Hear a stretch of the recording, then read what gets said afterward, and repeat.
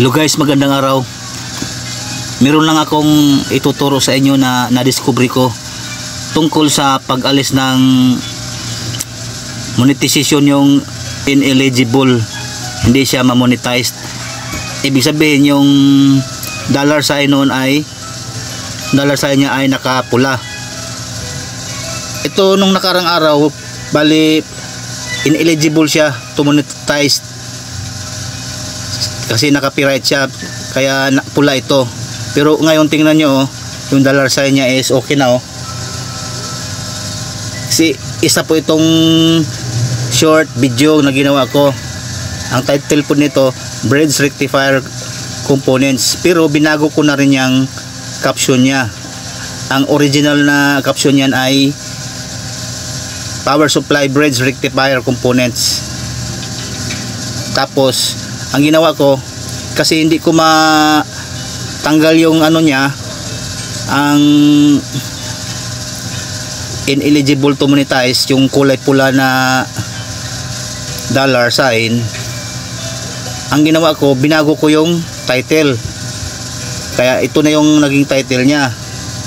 From Power Supply Bridge Rectifier Components, tinanggal ko yung Power Supply, ginawa ko muna lang na Bridge Rectifier Components. Ayan.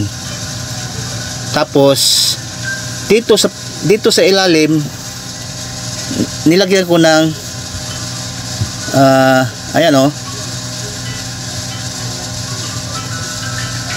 saan ba yun?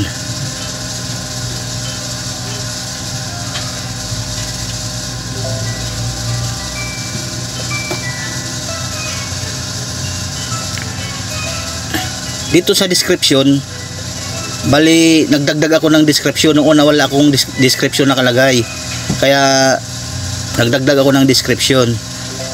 At ito yung description na nilagay ko. Ayan, nilagyan ko lang ng hashtag CTTO or copyright to the owner. Tapos nilagyan ko ng hashtag copyright disclaimer. Tapos hashtag no infringement intended. Tapos hashtag fair act use.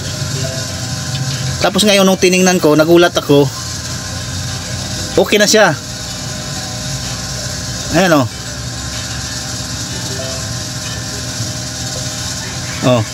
hindi na siya pula, green, bali green na yung ano niya, monetize na siya. Ayan, sinare ko lang sa inyo, baka makatulong din sa sayang din naman kahit short video yan, sayang din. Tsaka mas maganda malinis yung wala kang mga copyright na kasi magbabawas din yan sa mo, sa kita. Kaya ayan, sana makatulong sa inyo.